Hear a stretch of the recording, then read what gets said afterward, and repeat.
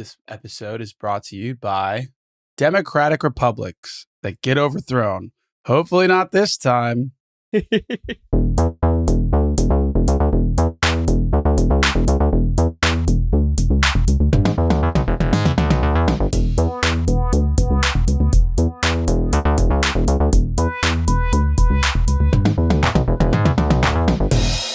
Hello, and welcome back to another episode of Podcast Assemble, the show where you come for your rambling, geeky download.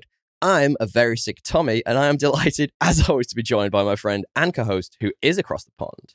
It's our resident betrayed general of the pod, DL. How are you? I'm doing well, mate. How are you? I'm betrayed general or betraying general. Betrayed. You got betrayed. You're the one. Okay, yeah. That's fair. You got Maximus in this. I was gonna say I'm not the betrayer. Come now. You don't strike me as a betrayer, DL. You're too pretty with that great hair. No, I am Dre, slacker of the podcast that doth assemble, chain guardian of the EMEA region, husband of the OCD afflicted, and co-host of the armsiest armsy. And I shall have my Shadow and Bone season 3 in this life or the next. Well, that's going to be the next, I can promise you. I think I just literally... I love that you just threw your full name out there then. Everyone in the world is going to know your full name forever and ever. Amen. That's true. I should probably get rid of that. So, Chain Guardian, how often do you think about the Roman Empire? Dude, actually quite a lot. Because I also am obsessed with Red Rising, so... I love the fucking Roman Empire. Yeah. It's great. Yeah, it's pretty fucking cool. I love, like, the praetors and the legates, that they're actually a thing. Like, I didn't realize that. Like, reading... I knew it was a thing in Red Rising, but I was like, I didn't realize it was, like, direct. I thought he'd maybe, like, put a play on it or something. He's literally taking shit direct. Yeah. Well, we were talking about this just before we started recording. Like, I really, really want to get deep into the Roman Empire, but it is such a huge time period. It's a surprisingly long time period. So I keep jumping in. The way I learn is I like to look at the very top level. I get an overview and then I deep dive on the different sections of it and get to know them individually. But like just a top level overview of the Roman Empire, it's so long. It's an empire. It's a full fucking empire. And by the nature. But it's great. It's so interesting. Apparently they had a communal ass wiping stick. So there you go. That's something you didn't know about the Roman. Wait. First of all, what? An ass wiping stick? That sounds just it was like a sponge. It was like a sponge on the end of a stick, but not really a sponge. An ass wiping stick just sounds like you're getting pegged. Like, what do you mean? What do you mean, dude? Okay. Well, there was plenty of that in the Roman Empire. Don't think there wasn't. Dude. There's no way they would. How does that survive? What Graham Hancock motherfucker was just like unearthing something? It's like, you know what this is?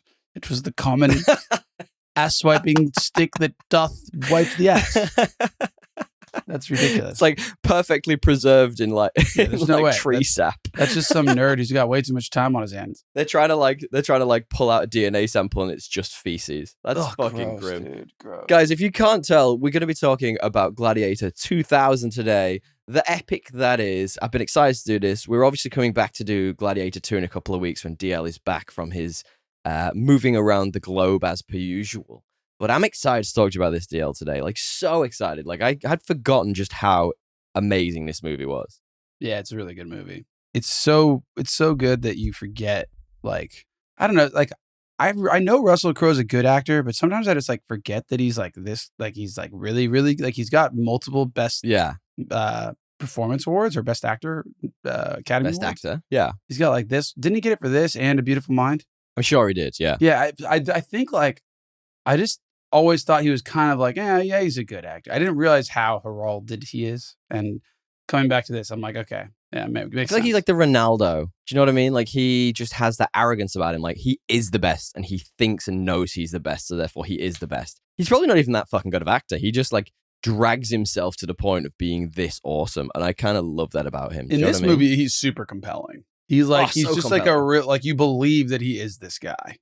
Like, just super committed to Rome, and you know the honor of it, the idea of it. Like that comes very clearly through loyalty to the notion of Rome, absolutely. But yeah, man, let's hold some of this. I can't wait to talk to you about this. This is in a few minutes' time. But how are you doing, buddy? It's been a while. I'm all right, man. I'm kind of tired, to be honest. I've been I've been acting like I'm 25 and I'm actually 33, so I need to get that in check. Burning the candle at both ends, eh? Yeah, just like gnarly hours at work, and then still managing to go out at night, and for some reason, I just been sleeping terribly, but then I go out the next night and just drink all night, so that doesn't help either. It's the booze. Yeah.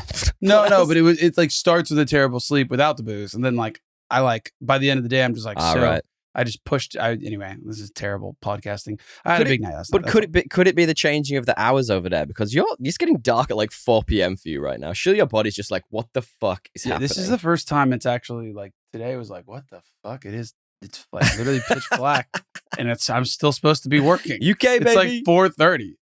I was like, what right. the fuck? You feel like you should be in bed hibernating. Yeah, no, this is the first wild. day that I realized it. And it was pretty cold last night. Like I'm starting to think, okay, we're getting towards the winter.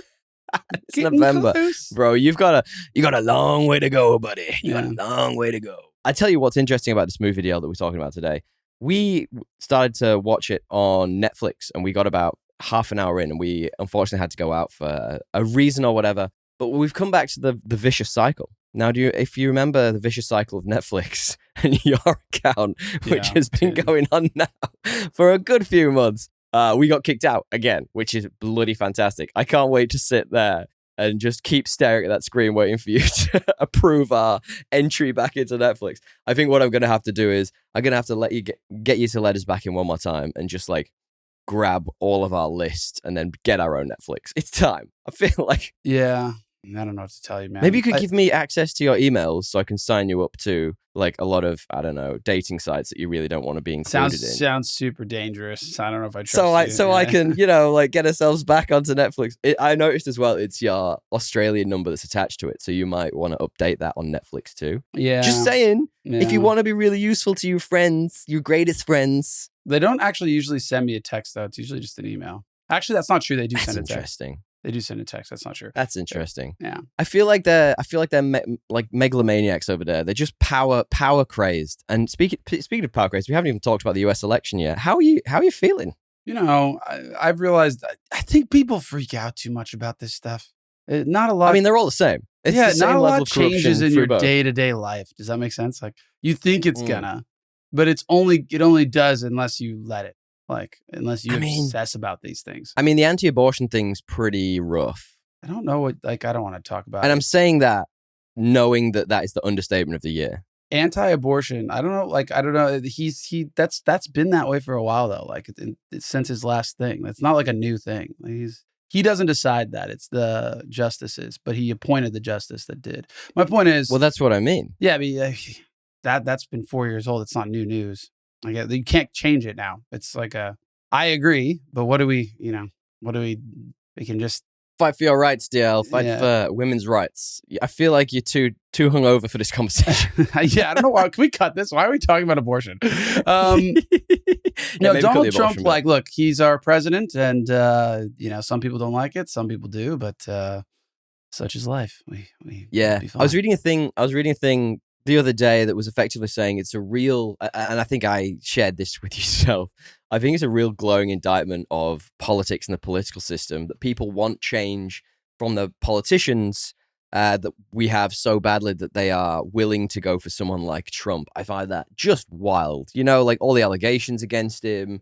He's a misogynist. He is a misogynist. We've seen it happen. He's allegedly a lot of other things. Like, and they're happy to vote this person in who is clearly a bad influence. I find that just wild. Like, just politics really needs to take a good look at itself. Yeah, I think people are not voting for him. They're voting for the people behind him. They want like Elon to go shred up all the regulation that's stopping nuclear. No, they just want him. They want him to they just want to clean up like the bureaucracy of like the bloat, and they want RFK to go in there and do a bunch of stuff with like health and like make America healthy again, and then they want freaking Vivek to go like get rid of the deep state. Like, I don't think some people do, but I think the people that didn't vote for Kamala, that voted for Biden last time, that voted for Trump this time, because he won the popular vote. I didn't vote, to be honest. I left my ballot in Australia. So wouldn't have mattered though, because I'm from California. So it goes Kamala every time. I think that those people that, switched did it for that stuff, not for Trump. And definitely not because, the abortion stuff is now state by state. Like, they all get to vote on it, kind of like Europe. So no one picked him for that, for sure. Look, guys, we're not a political podcast, but this is a very interesting topic to me. I mean, like, we're not Joe Rogan, but like, we can maybe spin our wheels on this off air. We're a movie podcast, goddammit. And I'm good. Thanks for asking, DL. I appreciate you always asking me every week. And guys, if you want to stick around and listen to us badge about our weeks, please do. Time codes will be in the description, as always, supplied by Matthew Bliss of mbpod.com. And while you're there, flicking away from us, bambling, rambling about politics and our weeks, just maybe hit that 5-star for the review button. That would really help us a lot. We would really, really appreciate it if you would. It helps just as much as when you pass the pod. DL, you've passed the pod on this week at least 3 times, haven't you? No, I haven't. But I'm due for a week off. There was a lot going on. It helps. My partner passed it on this week, so okay, that's nice of good, her. I appreciate she's giving it round for us. There was a lot going on. It was distracting. I couldn't pass the pod this week. I'm sorry. There was too much. Next week we shall both pass the pod, as we would love you to, dear listener. We appreciate it when you do. We've had some fabulous numbers recently. We'd love to see them keep going up and up and up as we're coming towards our 200th episode. If you can possibly believe that, that'll be in the new year, I reckon. So we'll have something special lined up for that. But DL, what have you been up to, buddy? What have I been up to, buddy? I've been in the podcast game. Like, I don't want to talk about politics, but that's all that it was a bunch of political podcasts. Yeah, it's a big part of the landscape. It was like, I was listening to Prof G Markets. So he's like, he's actually a pretty big business. He did a big TED Talk that got him famous. He's a big business guy, like that's interesting. Media, and like was in iBanking, and is very, very liberal, which is like not normal for, I think, that profile of person. Yeah, which is, so it's good. I always get a good little, like, the other side from him. And then, because I like... What's the podcast called? It's called Prof G Markets.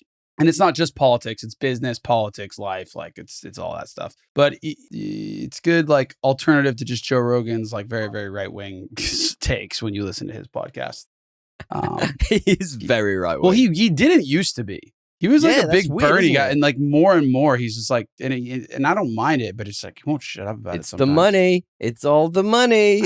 I don't think it is for him. I think it's. Nah, I'm kidding. I don't. Yeah. I just think it's so fucked up. Yeah, it's just so fucked that I think he's just like, you know what? Let's roll with someone who makes sense to him. Yeah. So there's that. There was a bit of Joe Rogan. I did a bit of. Ooh, what's the Joe Rogan one? Did you listen to the Trump one? So I was hearing about the Trump one. You got to listen to the Trump one. Was it you telling me about this? Yeah. Someone was telling me about the Donald Trump on Joe Rogan podcast that like all of the sites and all of the streaming services had full buried it. So like if you went on Google, for example, or YouTube, and you searched for Joe Rogan Donald Trump podcast, it would put up a bunch of like articles and stuff first, being like, don't listen to this podcast. It's this, it's that. Like, talk about free speech, man. Fuck. Like, I think like you're getting to the point, and fuck it, we're just making the Gladiator episode of political podcast, apparently. But you're getting to like the core of like I don't like Trump, but like people are just pissed off about that kind of shit.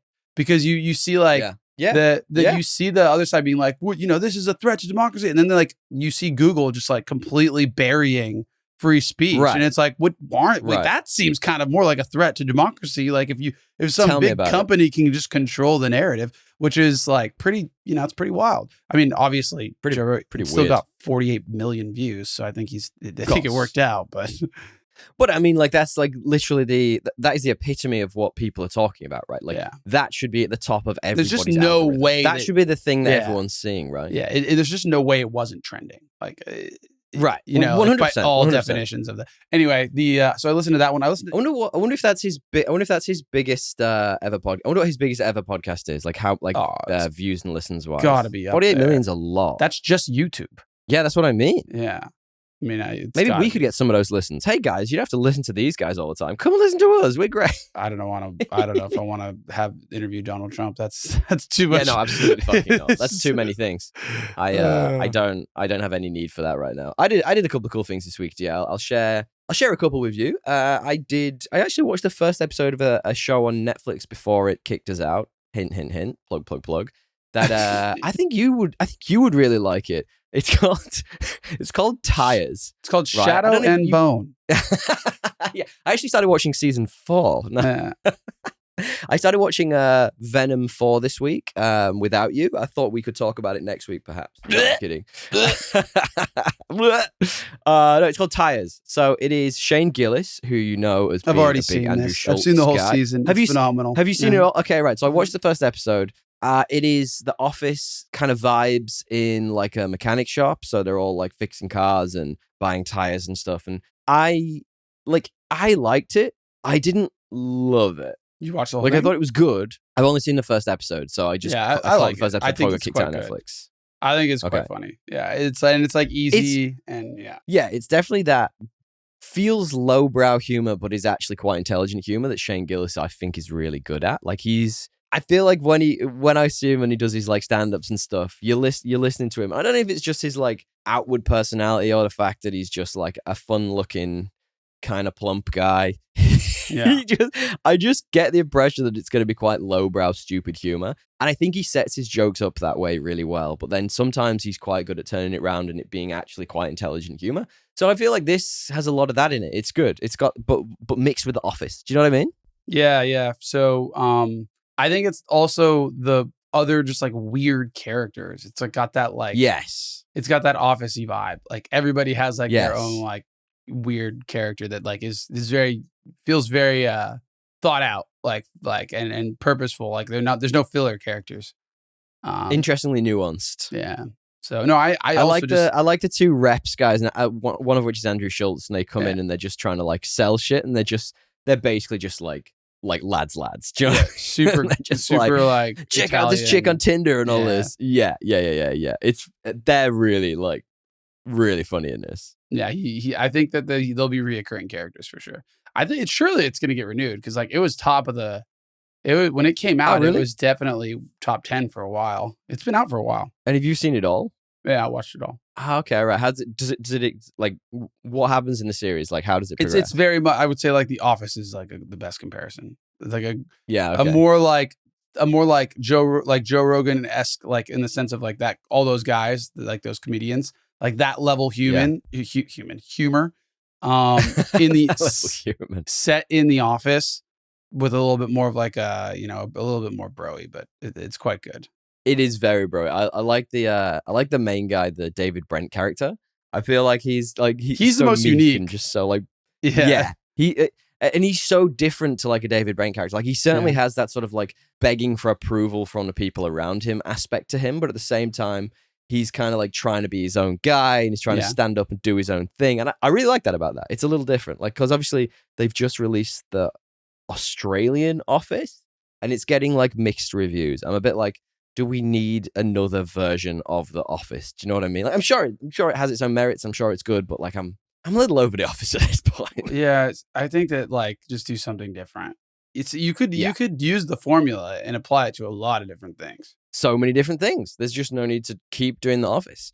Do you have I personally right now watching Tires kind of would recommend. I'd want to watch a few more episodes before recommending. I will recommend it for you. But you seem to. Yeah. Okay, great. Perfect. For you. Do you have anything else you've been up to this week? No, I've been saving that last Rings of Power episode for when I have an actual TV because it's like such an epic show. I don't want to just watch it on my iPad. Did you ever finish totally fair. the other one?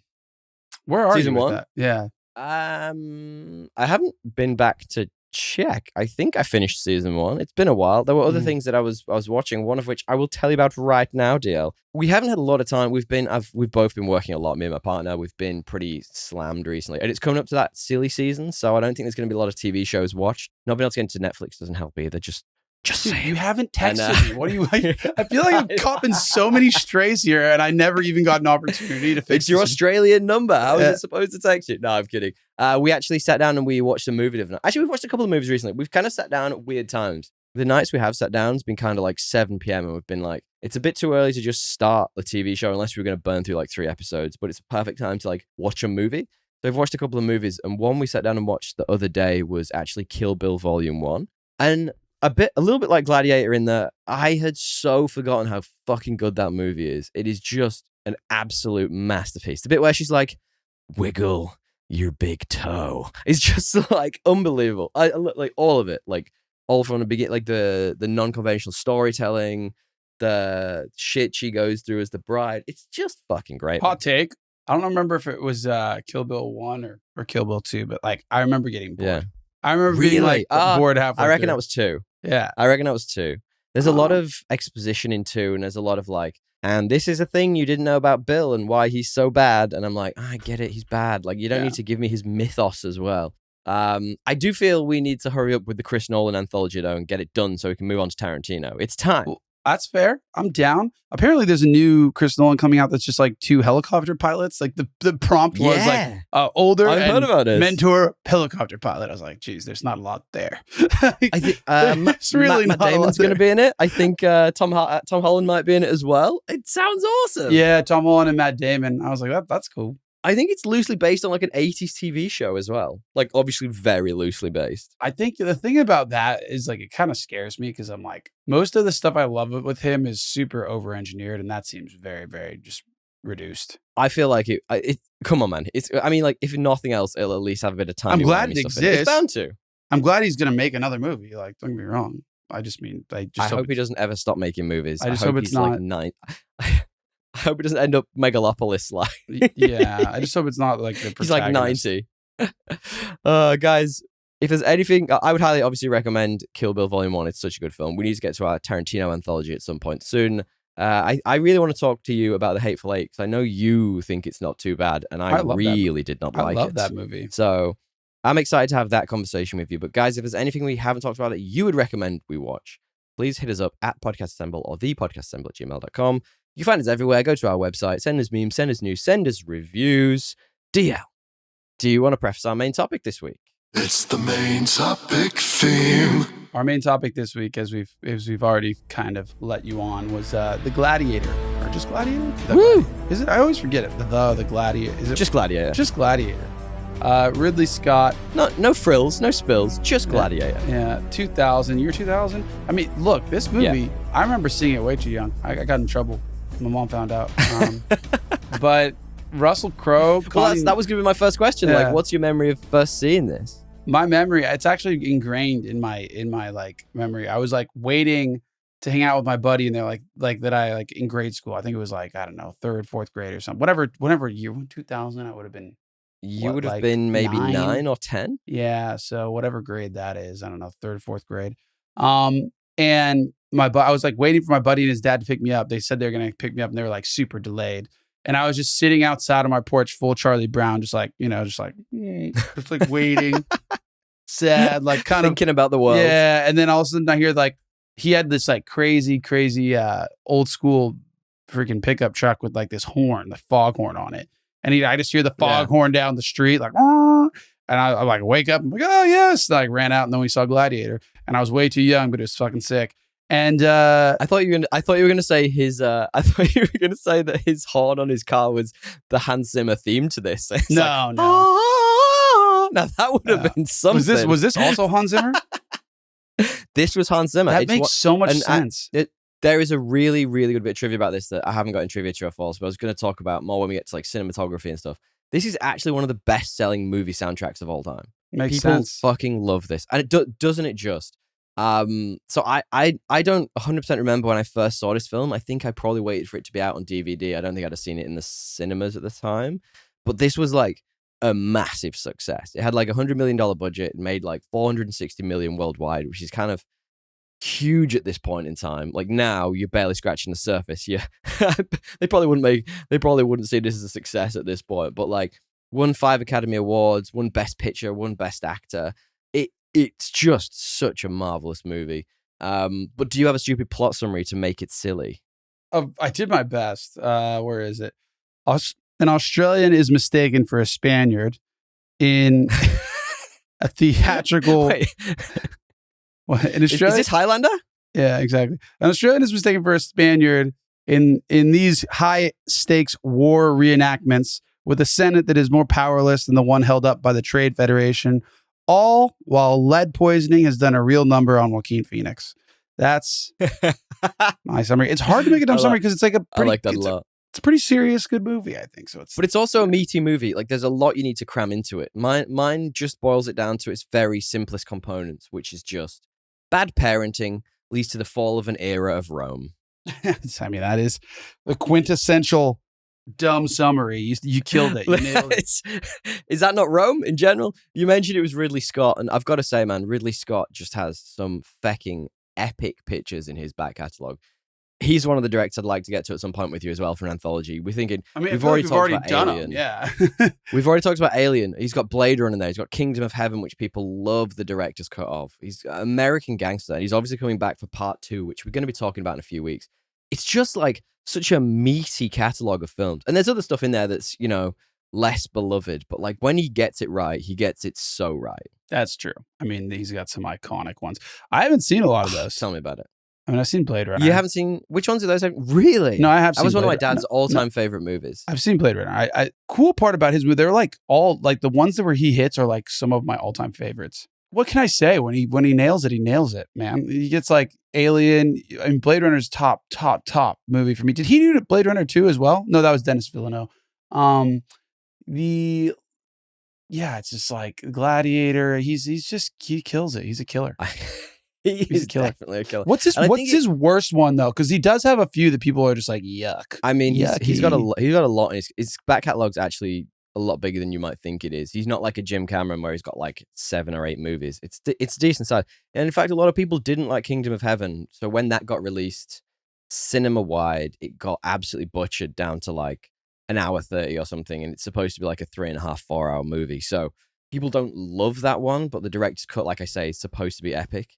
I think one of the things that he does do really well, though, not dissimilarly to, we were talking about Jonathan Nolan or even maybe a James Cameron, is he gets his casts just so right.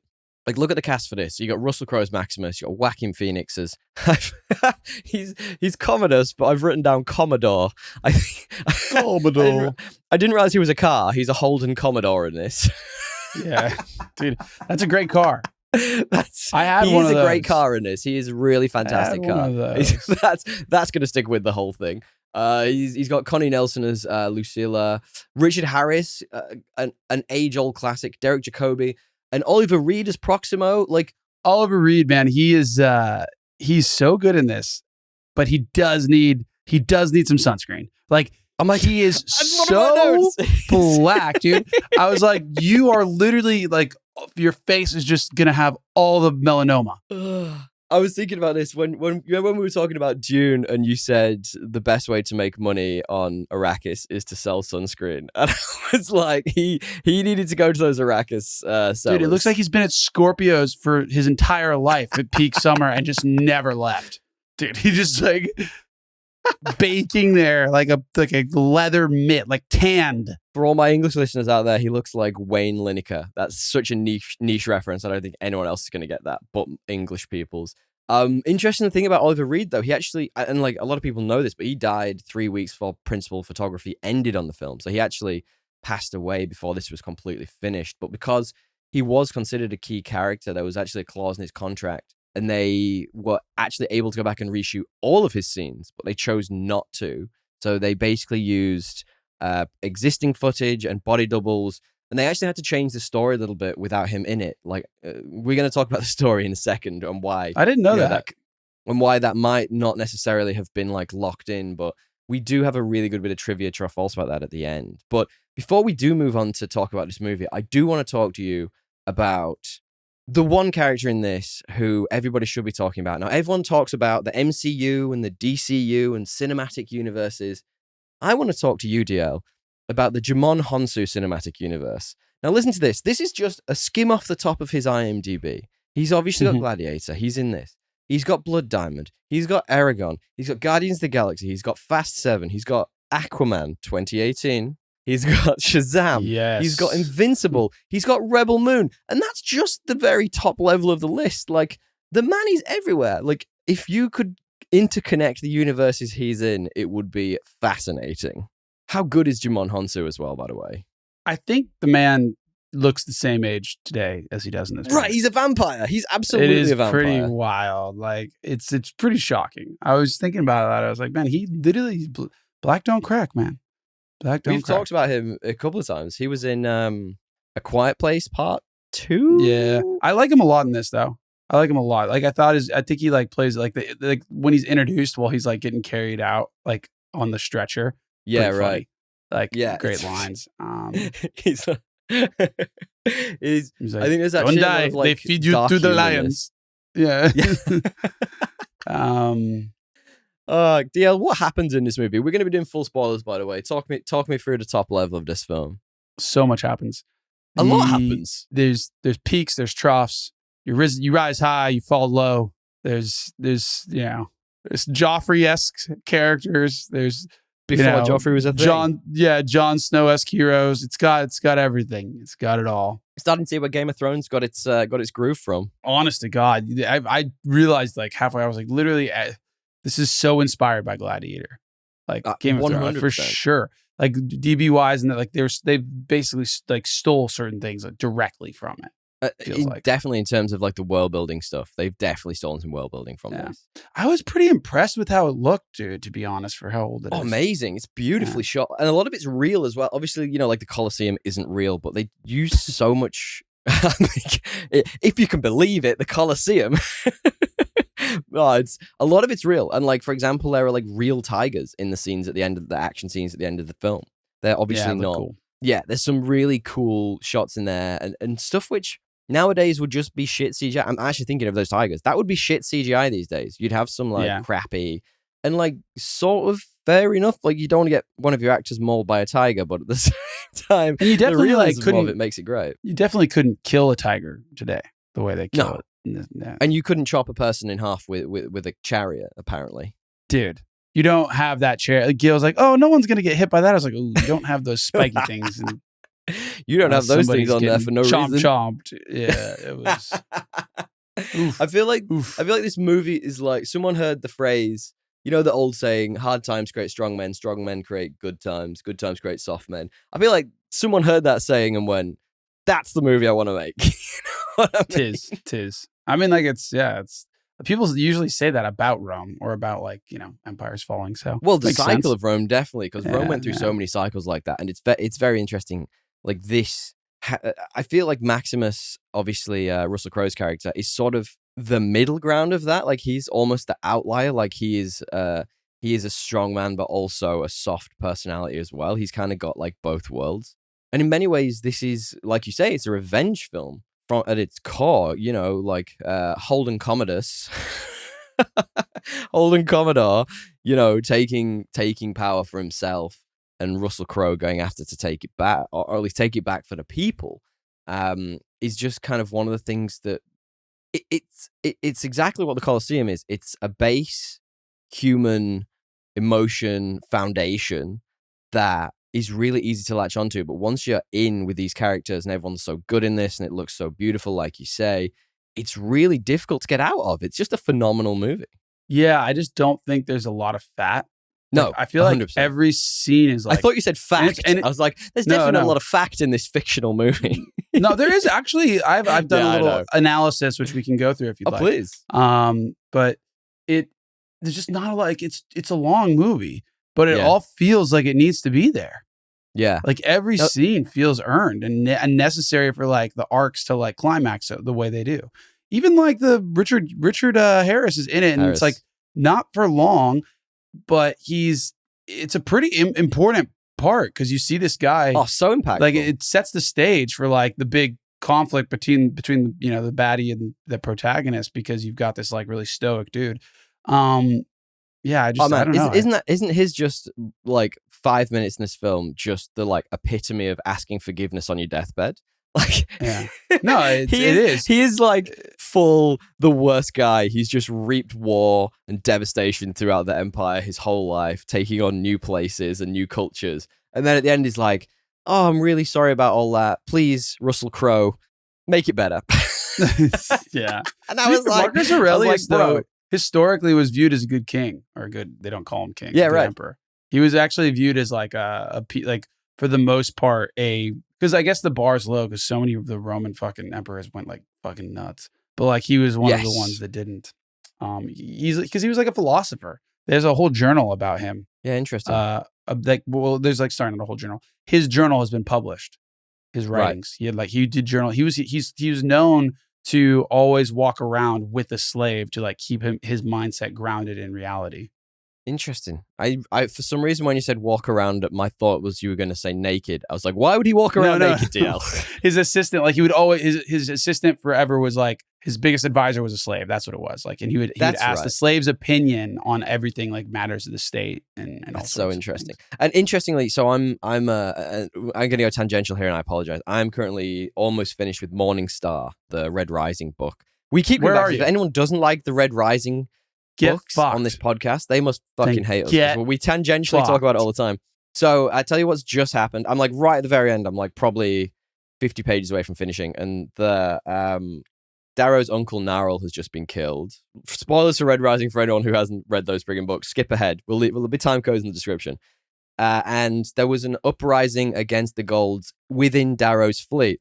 And the thing that, and I've been thinking this the entire time. So like there's some scenes at the beginning of the book where Dancer is saying to him, you know, like, you're surrounding yourself too much with golds, like, and all this. And like from the very beginning that was set up, I was like, why doesn't he have more advisors who are lower colors? Why doesn't he surround himself with people who, you know, are reds or are grays to give different opinions and feedbacks on what's happening and different perspectives? You know what I mean? Mm-hmm. And it 100% made sense. I mean, at the time I was like, why the fuck is this happening? But thinking back on it, I was like, oh, it totally makes sense that all these people are, you know, going against, you know, Darrow and him not having a diverse opinion. So hearing that, you know, the Richard Harris character in real life had that, the Marcus Aurelius, I think that is super interesting and impactful. No, it is. It's a really interesting like fable that's like a part of his lore. The cool part about like, I'm glad that Pierce Brown did that, by the way, because it's like if there wasn't any kind of conflict, like it would have been like way too easy. And also like for half the book though, I think he hasn't even established contact. He's only with the few Reds and the his fleet, like who become his later advisors aren't actually in this book till the very end. I feel like Orion and all those. So you've just spoiled for me that he's going to survive the book. I appreciate that. Thank you, mate. How did I do that? You just said he has advisors later who are Reds, and then you said that doesn't happen in this book. Thanks for spoiling. No, it does happen in this book. I'm saying it just doesn't happen early in this book. It happens at the end. Right. So I guess one thing that I would call out, but like what we're talking about, I think this is a really fascinating discussion, but also kind of what worked for me in this was, and I was watching a bit of the behind the scenes stuff a little earlier on, and it talked about how essentially this is like a modern story just redressed with different clothes. And I really like that about this. Like the political elements, the population being distracted from serious issues by entertainment. You know, like the politics haven't changed. And that's fascinating to me. Like, you know, distracting the populace, making everyone happy for a short time, even though there's horrible things going on in the background. And apparently the director's cut of this, it's not necessarily like better. It's just more of the same, which I would actually really like. Apparently the director's cut, there is more about Holden Commodore and the fact that he's actually starving the city. So putting on these games, he's selling all the grain from the city. So within 2 years, the city would have actually starved and everyone would have started to die.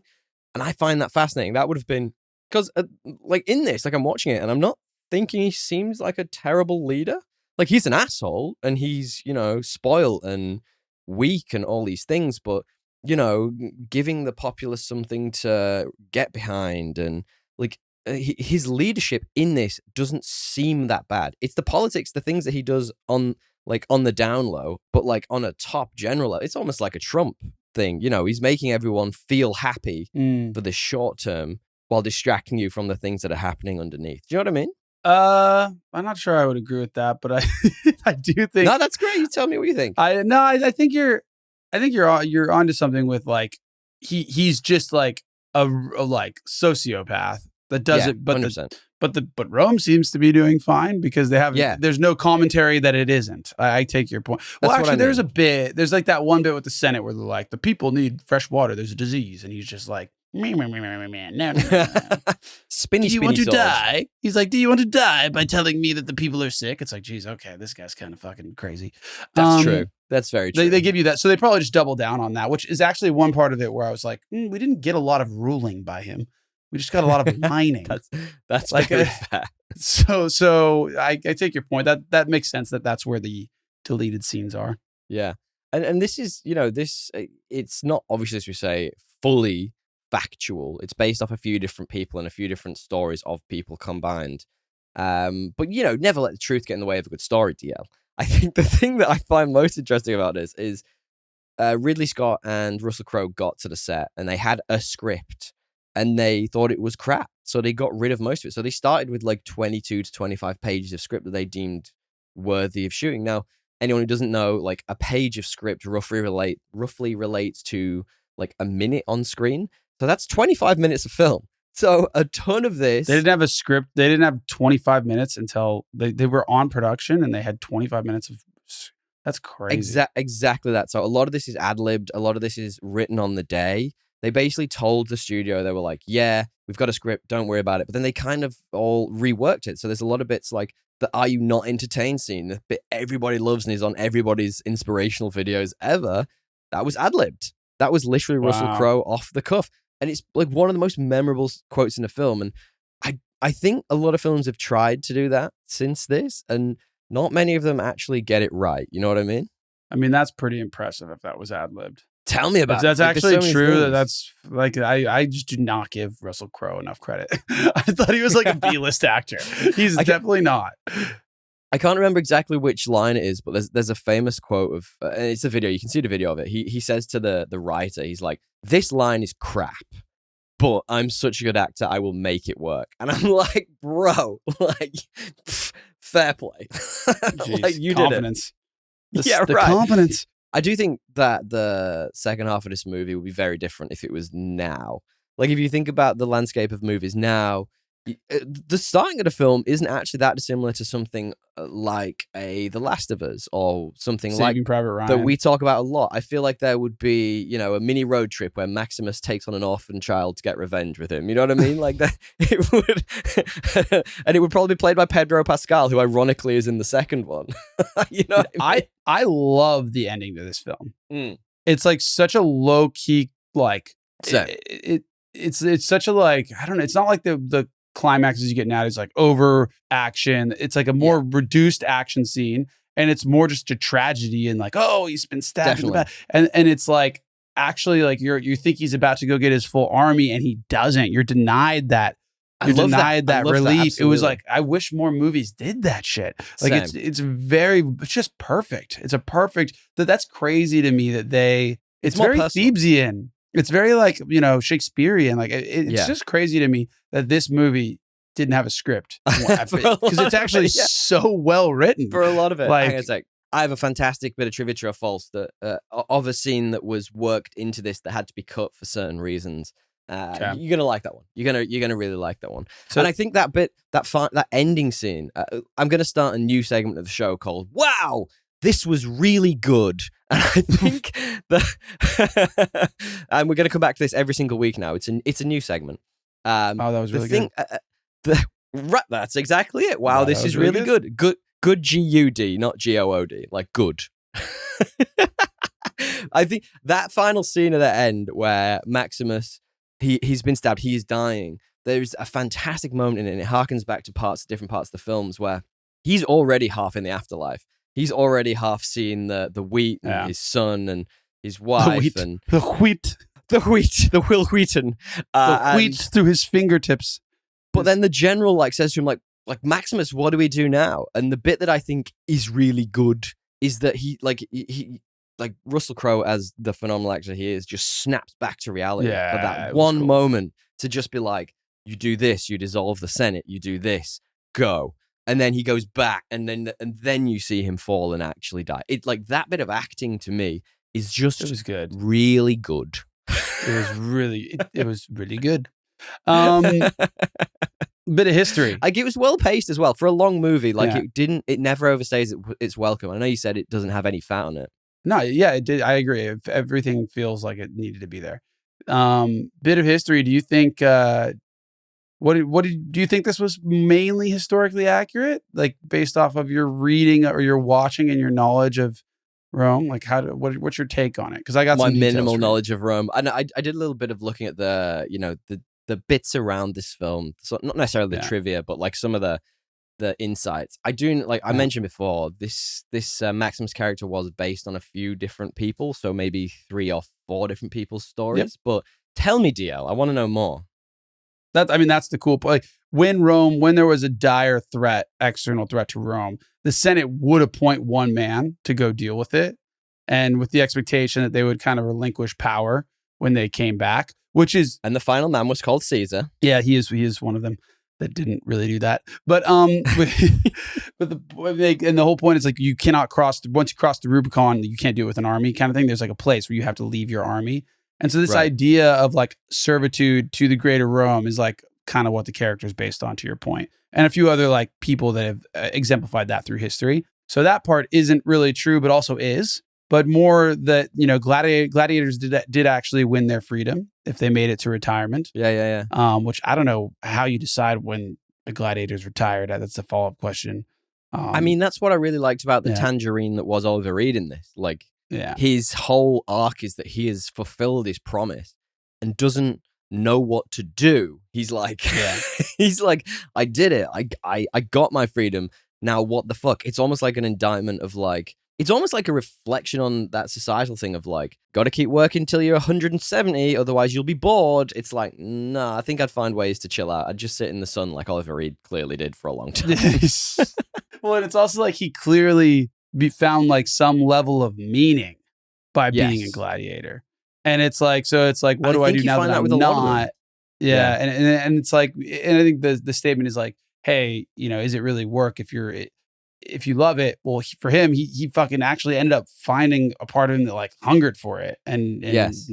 When he was out of it, he, lost that. So, and that's an interesting parallel when you get the old gladiator coming back. So one of the champions who's won his freedom, Holden Commodore brings the car Holden Commodore brings him back to fight Maximus, thinking that this old gladiator can kill him.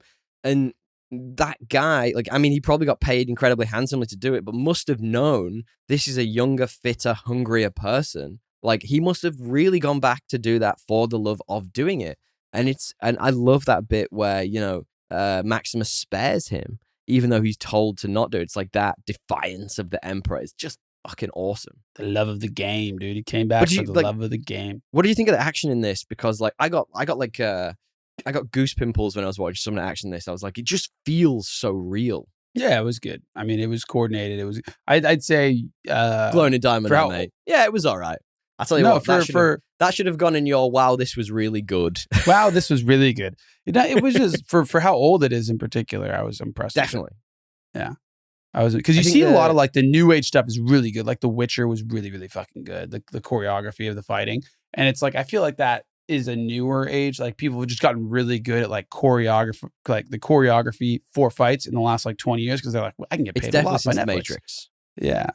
Well, like, there's the bit when, I think it's the first time they're in the actual Colosseum, and Djimon Honsou's character throws Russel Crowe a sword, and he's on the horse, and he like catches it, and it's so like smooth, and he whips it around, and I'm like, you go, bro. I was like, you got this. It's such an epic movie. And it is historically accurate in a lot of ways. Like when he's about to get executed and he calls out to the guy, he's like, "Praetor!" Like, it's actually, and he does it with a bit of disdain. It's because there was always beef between the army and the Praetorians, because Praetorians had this like cushy life in Rome and were never in the conquests, and like all the legions were a different kind of part of the government, and so there was always like a competitiveness to them. And so you could even see it when he calls out to him. It was like a disdainful praetor. It's like seeped in history. Like they knew what they were doing, and they did integrate a lot of that stuff, which is cool.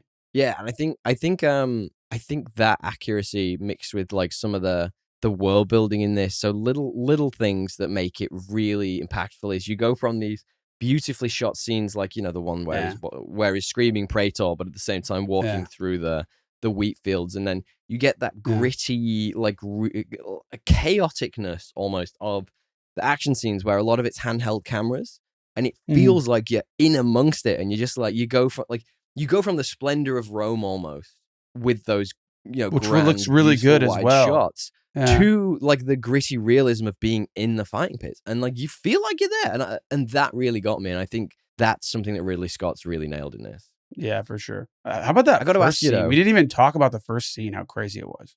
Like the first battle. Which first scene? With the first battle? Oh, it's like beautiful. It's like Battle of the Bastards, but back in 2000. It's fucking good. Oh, it's phenomenal. It's phenomenal. But there's like, when I was talking about the scene, like the acting of Russel Crowe, and he has the moments of lucidity versus being like really in the moment. The scene where he watches the bird just like fly away. It's just insane. And I was watching a Howard Stern interview with Russel Crowe. It's probably maybe 4 or 5 years ago, and he was saying like that was almost like a test by Ridley Scott, because obviously Ridley Scott knew they didn't have much to work with. He was like, how good is this guy? Can I get him to what I need to? And he was like, I need you to watch this bird and do this and then snap back to the fight. But like, there is just something like in his expression, because there's a freedom to him when he's watching the bird. And you're just like, he wishes he was that bird. He wishes he could just fly back to his family. Yeah, then, it ties directly to his feelings. Yeah. I love it. The moment he snaps back and he's in that battle. In the pull of duty. Yeah, no, he's... I love it. I love it. We've talked a lot about Maximus' character. I actually really like the Proxima and Maximus, that almost...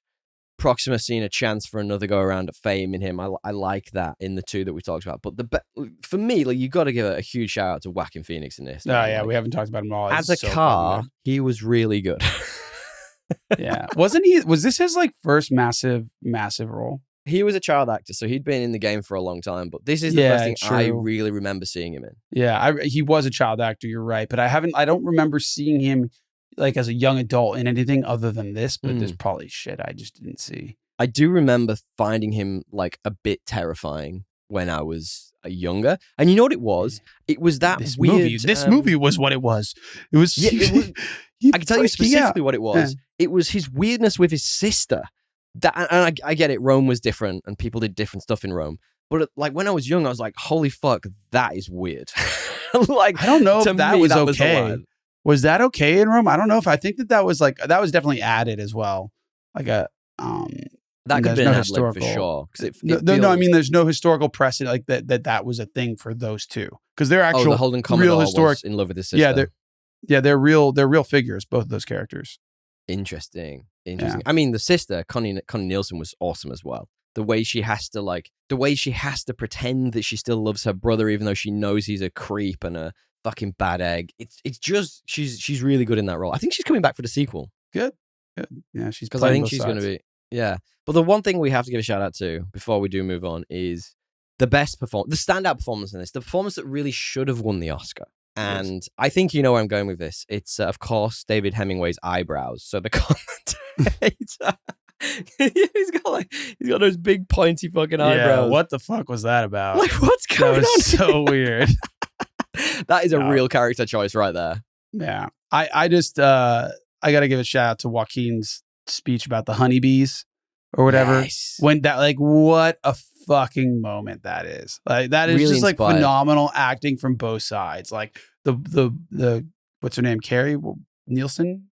Connie Nielsen and Joaquin in that scene are just like, you could throw down a performance like that and like never do anything as good as that again. And then Joaquin obviously has done it many times since, but like it was to do that so early in your career, like fuck, it was just, it's just like chills down my spine in that scene. I was like, oh my god, this guy's fucking crazy. And I think that's why I found him so terrifying in this. And like as a younger person, I was like actually scared of that character because it wasn't that he was, physically domineering or particularly good at strategy or battle. It was that he was so spiteful and just he had all the power of Rome behind him and he fucking knew it. And just the way he acts towards people he loves, in quotation marks, I think that's what got me about this character. Yeah. I bet you Jack Gleason, who played Joffrey in Game of Thrones, watched a bunch of this performance. Oh, I wonder if he did. That would be interesting. There's like their eyes, the way that they would like look, like were very, very similar. Like it reminded me of, and obviously there's a lot of similarity to the role, but even just like the performance, it felt very inspired by his. I completely agree. Now, we've talked a little bit about the ending already. Of course, Russel Crowe's Maximus goes into the afterlife. However, we are going to be talking about Gladiator 2 in a couple of weeks. But before we move on, I wanted to talk to you a little bit about the original script for Gladiator 2. Now, do you know anything about this? The original script for Gladiator or Gladiator 2? Gladiator 2. So originally... No, I don't even know what this new one's about. It sounds like it's going to be just the same thing over again. Mate, I mean, I think it's going to be more about the fight for Rome, and I think Denzel's going to be more influential in the Roman politics arena.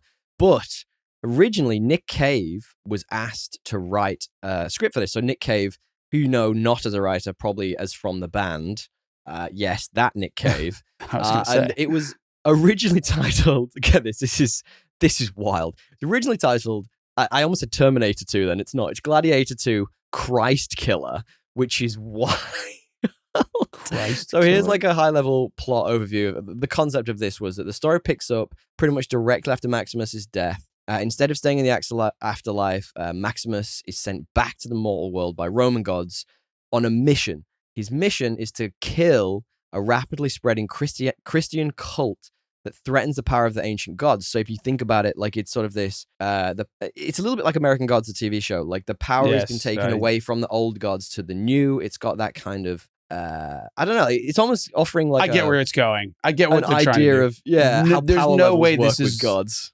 This is no way that this was actually considered. Well, I don't know. Like this was written, right? So interestingly, I can write a lot of in stuff. This becomes immortal. Now, look, this is great. Listen to this. Maximus is immortal, and he's a warrior through the ages. So you see him fighting through various wars, conflicts across time. So the Crusades, World War II, modern day epics. He ends up as a CIA agent in the end of it, and it's like, or in the Pentagon. Sorry, like. It's effectively like the start of the Wolverine films, you know. You know when he goes. That sounds like a cool concept for its own movie, right? Not really. Doesn't it just? Not but really. There's a big father-son thing in this, so I think his son is brought back to life as well, and there's conflicts between them and misunderstandings. It's just this wild script that doesn't need to exist, but I love that somewhere out there the script is there.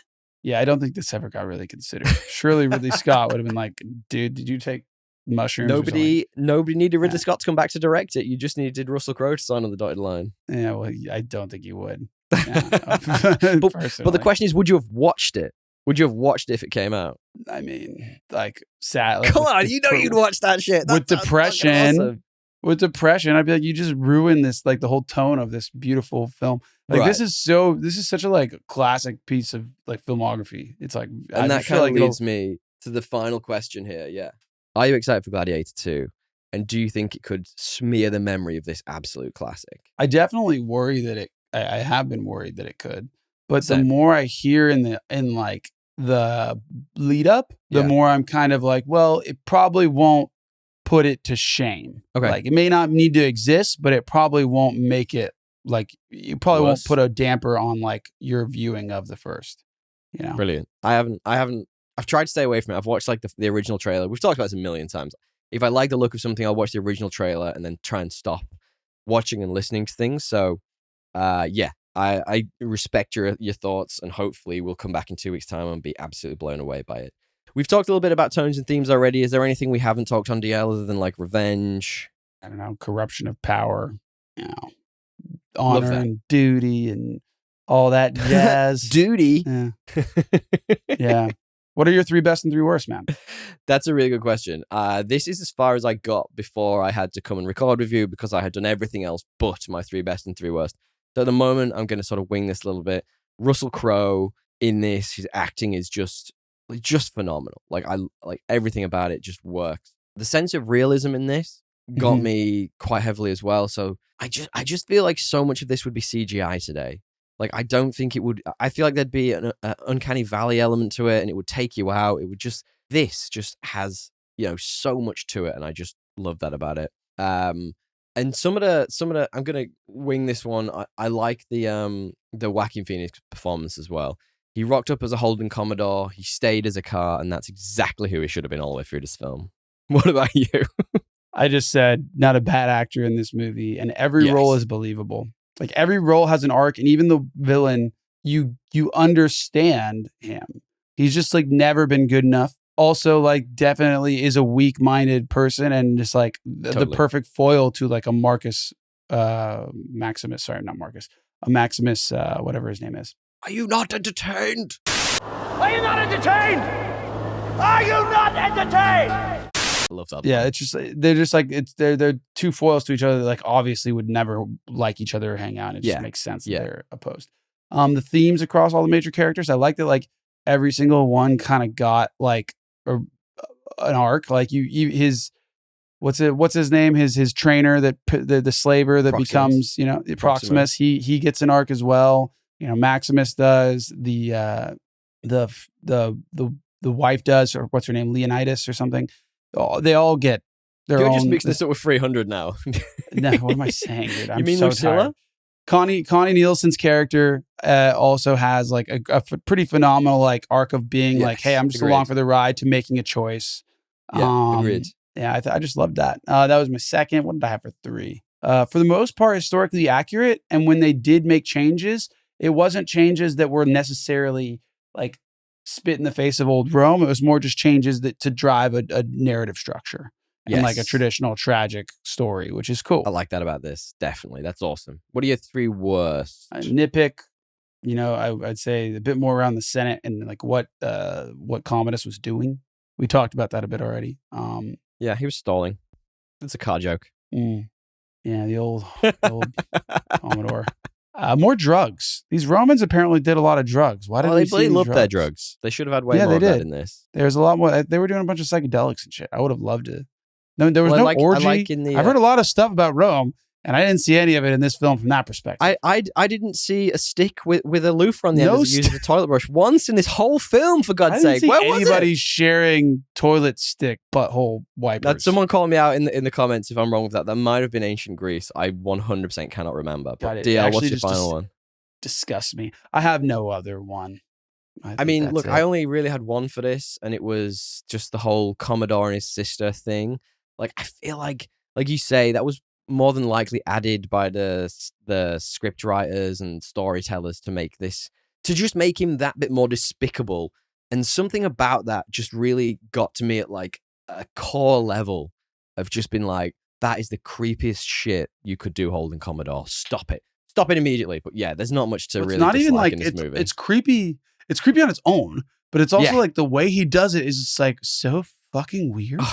Like when she's asleep and he'll just like walk in. He's just like snipping her like some kind of snake. He's just like, snake. Yeah. He is so snake-like in this. Oh my God. That is the perfect way of describing him in this. All right. Let's talk a quick bit about the critical reception. DL, can you guess for me the current IMDb score for this out of 10? 9.2. 8.5. Now, I think you're going to be really surprised by the Rotten Tomatoes score because it's not what I thought it was going to be. 99. It's 79. Now, we've talked about some films that are sort of late 70s, early 80s that are absolutely nowhere near as good as this. And I'm really surprised by that. That is shocking. Sorry about the yawn. That is shocking. I'm shocked, Cotton. You should all be ashamed of yourselves. Take it back. Take it back immediately. Now, can you guess me the Letterboxd score, which is always 3.6, but never 3.6? I know it's going to be lower than this. It's going to be like 3.8, but I want it to be 4. It's 4.1. It's at least Letterboxd seems to be giving it its due a little bit more. You know what I mean? Like, it's 79% though. That hurts. Like, what are you doing? What are you doing, Rotten Tomatoes? I wonder if it's the critics just dragging it down. I'll have to check that out later. I didn't look at that. I didn't have time to look at a breakdown. Now, what we always do is we do our rating system for anyone who's new to this. We know the internet is binary, so we just say, is this better or worse than the most average movie we can think of, which is Aquaman 2018. DL, I think I know where you're going with this, but is it better and why? I mean, there was no Mark Wahlberg, so it's obviously worse. I can't. No Mark Wahlberg. I can't. Mark Wahlberg can't you just imagine him as a Praetorian, just hanging out on guard duty, just talking shit? I can see that as a role. Or he's just like one of the other gladiators, like, guys, what are we doing here? Guys, this is dangerous. Tawny, what are we doing here? I just wanted to have some olives. How'd I end up here? Apparently cut scenes from the film which had like the gladiators doing like sponsorships for things like olive oil. I think that's really interesting because apparently in ancient Rome, gladiators did shit like that to earn extra money. Apparently it took away from the feeling of camaraderie. Feeling of camaraderie from the different gladiators, which is very interesting. Yeah, I also think this is better than Aquaman. Of course, it fucking is. It's great. It's a good gosh darn movie. Now, DL, let's wrap up with a little bit of trivia, true or false. You cool with that? Yeah, you know it. Now, for anyone who doesn't know trivia, true or false, I effectively go on IMDb and I pick some bits of trivia and I give them my own little twist sometimes to see if DL can tell me whether the trivia I'm asking is a trivia true or a trivia false. DL, trivia true, trivia false. Yes. Daniel Day-Lewis was originally offered the role of Maximus, but turned it down. At 43, he felt he was too old to play the character. Is that true or is that false? That feels like it could be true. I mean, he looked older than he was at 43 too. Ooh, you stepped into my trap. It was actually Mel Gibson. Mel Gibson was offered this role. Can you believe that? Yeah. They went with a different Australian guy. Yes. I can't believe it. Kiwi. I think Russel Crowe's a Kiwi. Don't conflate the two. I will. I live in the UK now. I can. If I was in Aussie, I couldn't. Yeah.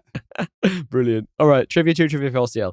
Maximus's description of his home, specifically how he describes the kitchen, how it's arranged and it smells, was all ad-libbed. Is that true or is that false? If it was really, really, really fucking good, because that was like a really, really beautiful scene. I will say true because I want to believe in my guy. I'm gonna switch. I'm gonna back my Russel Crowe as an actor. It is ad-libbed, and it's actually Russel Crowe describing the feeling of his own actual home in Australia. He's probably got like a $10 million fucking house looking out at the Harbour Bridge or some shit. You know what I mean? Yeah, I would be super happy as well if I was. I wouldn't. It wouldn't be very hard to ad lib. Let's just say that. Actually, maybe not at this time. Maybe at this time, maybe it wasn't quite as nice. But I pretty sure he would have had a decent house. Trivia true, trivia false, DL. Originally, Maximus was supposed to fight Proximo in the Colosseum after being captured. Is that true or is that false? In the original script? Yeah, that can make sense. True. It is true. It was supposed to be a penultimate blow from Commodus, but Oliver Reed's death actually forced them to rewrite the scene. I imagine that been really interesting. I think they could have done that because that could be a cool scene. Proximo clearly wanted the adulation. He wanted the crowd again. You know what I mean? He wanted that love, and I could imagine him not turning on Maximus, but being coerced into doing it. Or maybe he's just like forced to. And it's like a tragic thing that they both realize has to happen. Yeah. But I actually, as much as I like that, I kind of like him making the choice to live for something more, which is what they have in the actual film, where he like lets him get away by delaying the Praetorians. Yeah, absolutely. There is one thing that I had to call out to you about this film. So in one scene, when you see Oliver Reed's apartment, whatever it is, his place of living. And I think I said this when I watched it to you and a friend of the show, Kyle. There is a bust of a head which is on his desk in the room, and it has it's a flat head, so it's a flat bust. It's probably made of stone, but it has an interestingly shaped and positioned mouthpiece in that. And look, man, if he's in Rome, there's not many women around. There's plenty of women, but not where he was. You're right. He was in the boonies at that point.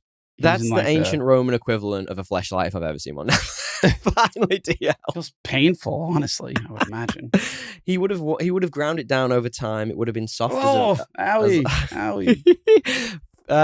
Finally, trivia true, trivia false, DL. Is actually a common misconception that the Roman emperor put his thumb upward to signify that a gladiator was spared. Is that true or is that false? That is true. It is true. It's actually the other way around. A thumb down which meant life and mercy, and a thumb up actually meant death. The crew were apparently fully aware of this in the movie, but since reality, people actually don't know what. If you're just in a movie and the dude is like thumb down and the guy's like, cool, let you go, you'd be like, that's a bit weird. I'm confused. Yes. Yeah.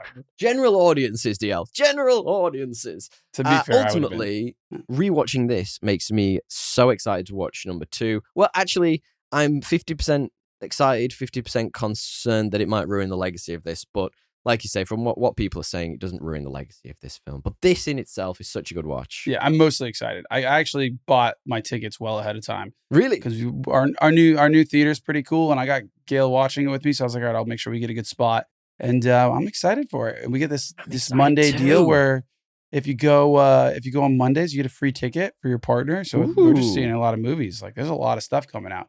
One I want to see Heretic. That I want to see. Yeah, one that I want to see is Heretic. And then one that she wants to see is Moana 2. So maybe that'll be a fair trade. That can be a trade-off, yeah. She can fall asleep during Heretic, and you can watch Moana 2. I don't know if Or anyone something can fall like asleep during Heretic. Yeah, You can give Moana 2 a thumbs up or thumbs down, whether you want the our way or the Roman way. DL, do you want to wrap up the show? I do. I'm gonna just simply say a monumental gladiatorial. It's not a word, but we're doing it. Thank you to Matthew Bliss, because this episode was as butchered as the corpses that Maximus dispersed. I don't think this is as bad movie. as some of the ones we've done. This is definitely better than some of the ones we've done. I don't know. I felt a bit rough with the editing. It's definitely the drugs are definitely keeping me going at this point. I took a lot of Panadol before I did this episode. Yeah, I think it's like you're sick, I'm tired, and then there's also a lag from speaking across the world that's not helping. Yeah, but absolutely. In the net, thank you, Matthew, for editing and mastering this week's episode. And thank you all for sticking with it. We love that you do, and you stuck with us all the way to this point, and you're listening right now. So anyone who's still here, we appreciate you. We do, as does Matt. And if you'd like him to be a part of your team, podcast squad, get in touch at business@mbpod.com. Head to mbpod.com to find out more about his services. And have him as part of your Squadcast. Squadcast? That's great. Yeah, I love that. You don't want him as part of your Squadcast? I want him as a part of my Squadcast. That sounds. It's so funny. You're so tired. You're so done with my shit. And you're like, that is funny. I know. I love that word. Squadcast. That's actually great. We should keep that. You should change the group thread to that. I love that. The next thing I was going to say is if you want to hear him actually his own thing, it's Coffee with a Podcaster. Check it out. Short thought pieces on topics about podcasting. Shared over a cup of coffee. Super wholesome. Yeah, wholesome shit. If you want to hear more from us, the podcast assemble@gmail.com. Just shoot us an email. Or podcast assemble on Instagram. We post stuff. We will sometimes. post some more stuff at some point soon when life calms down. Maybe. And if you like what you're hearing, guys, feel free to pass the pod. We love it when we have new listeners. We'd love to keep them along for the ride as well. Thank you so much for giving us a like and a 5-star review in your podcast capture of choice. DL, thank you, sir, and tally ho! Tally ho. Later, skaters. Shalom.